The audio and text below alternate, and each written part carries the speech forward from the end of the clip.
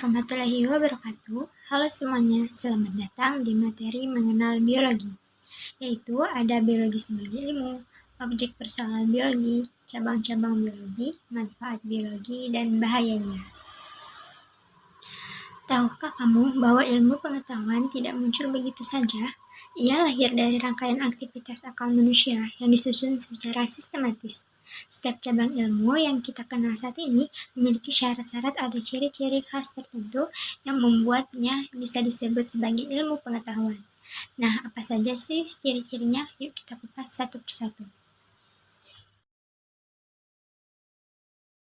Yang pertama, ilmu pengetahuan memiliki objek kajian.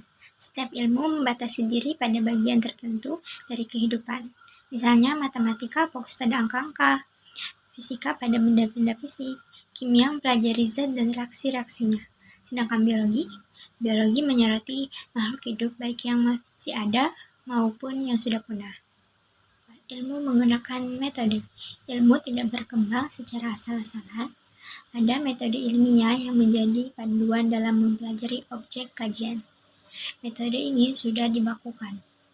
Artinya siapa saja bisa menggunakannya dan hasilnya bisa diuji dan diakui secara ilmiah. Ketiga, ilmu pengetahuan bersifat sistematis. Artinya ilmu tersusun dari yang sederhana ke yang kompleks. Di dalam biologi, misalnya kita mulai dari konsep sel, lalu jaringan, organ, hingga sistem organ dan individu. Semuanya saling terhubung dan membentuk sebuah hierarki yang mendukung pemahaman yang utuh. Keempat, ilmu bersifat objektif. Ilmu tidak boleh dibuat-buat, ia harus menggambarkan kenyataan apa adanya, berdasarkan data yang valid dan bebas dari prasangka atau kepentingan pribadi. Tanpa objektivitas, ilmu sulit dipercaya dan digunakan untuk kebaikan bersama. Selanjutnya, ilmu juga analitis.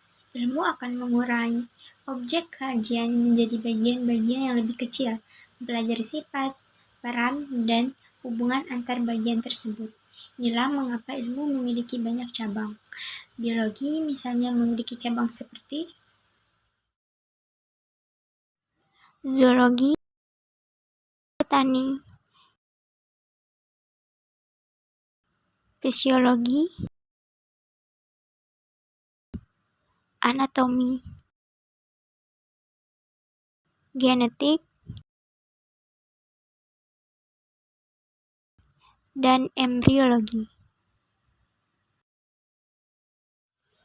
Dan yang terakhir, ilmu bersifat verifikatif, artinya setiap informasi atau temuan dalam ilmu pengetahuan bisa diuji kembali. Jika hasilnya sama saat diuji oleh orang lain dengan cara yang sama, maka temuan itu bisa dipercaya dan menjadi bagian dari pengetahuan ilmiah. Masih ingat dengan teori generatio spontanea yang menyatakan bahwa makhluk hidup berasal dari benda mati? Louis Pasteur berhasil menemukan bukti baru melalui percobaannya, sehingga tumbuhlah teori tersebut dan berlaku teori biogenesis sampai saat ini.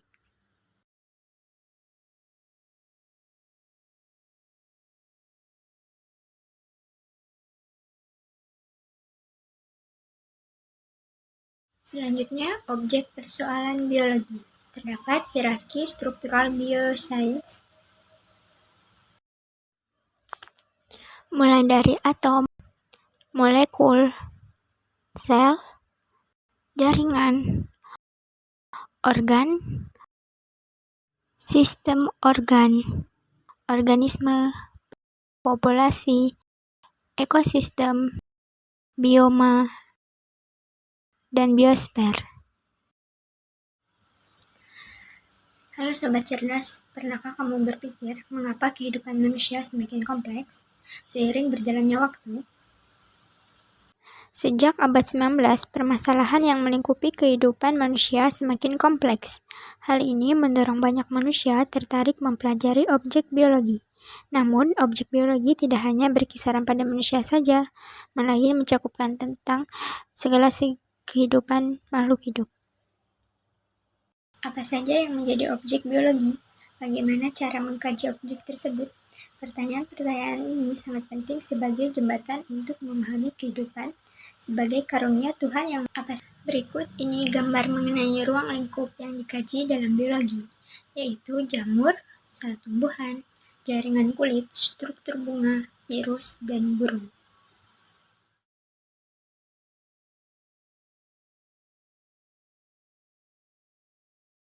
Selanjutnya, cabang-cabang biologi.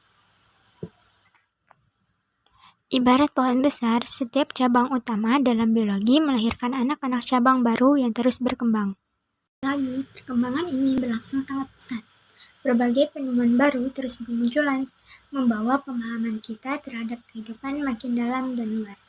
Seperti zoologi yang mempelajari tentang seluk-beluk kehidupan hewan, botani mempelajari tentang tumbuhan, mikrobiologi mengkaji berbagai sifat, ciri, dan fisiologi kehidupan mikroba, histologi mengkaji tentang jaringan penyusun organisme, dan sitologi mengkaji tentang segala sesuatu kehidupan sel.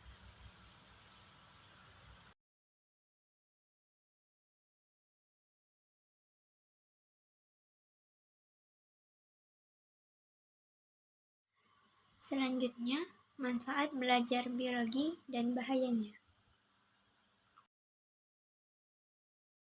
Apa saja sih manfaat dari mempelajari biologi?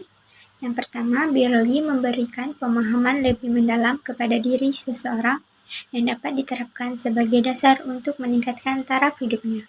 Kedua, memberi pengetahuan akan berbagai sumber daya hayati yang bermanfaat bagi pemenuhan kebutuhan hidup manusia. Ketiga, memberi rangsangan pada manusia untuk melakukan diverifikasi pemanfaatan sumber daya hayati sehingga diperoleh sumber baru yang.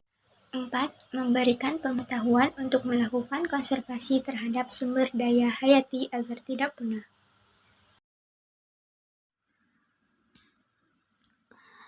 Orang yang memahami biologi akan bersikap lebih hati-hati dan bijak dalam menghadapi permasalahan kehidupan. Contohnya, saat wabah SARS terjadi, banyak orang panik dan hanya mengandalkan masker. Tapi bagi orang yang mengerti tentang virus, mereka tahu bahwa menjaga kebersihan dan kesiapsiagaan lebih penting untuk mencegah penyebaran penyakit. Inilah keunggulan dari pemahaman ilmiah. Selain manfaat, kemajuan ilmu pengetahuan terkadang mengandung sisi negatif yang tidak diharapkan. Perkembangan biologi dalam teknik rekayasa genetik tidak diragukan lagi dapat menghasilkan bibit-bibit unggul yang bermanfaat bagi pemenuhan kebutuhan manusia. Jika teknik ini disalahgunakan oleh orang yang tidak bertanggung jawab, mungkin dapat menghasilkan bibit-bibit yang malah membahayakan bagi kehidupan. Bila ini terjadi, kesejahteraan hidup yang seharusnya disumbangkan ilmu pengetahuan tidak tercapai, tetapi justru menyengsarakan kehidupan.